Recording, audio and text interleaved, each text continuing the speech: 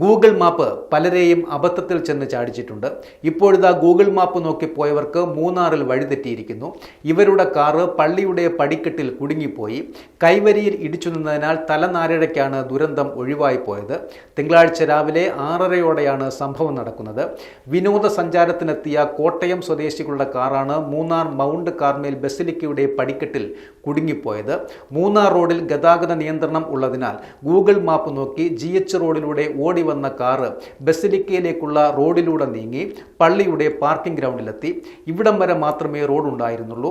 ഇതിനു താഴേക്കുള്ള പടിക്കെട്ട് ഡ്രൈവറുടെ ശ്രദ്ധയിൽപ്പെട്ടതുമില്ല. കാറ് മുന്നോട്ടെടുത്തതോടെ പടിക്കെട്ടിലൂടെ തെന്നി നീങ്ങി കൈവരിയിൽ ഇടിച്ചു നിൽക്കുകയായിരുന്നു.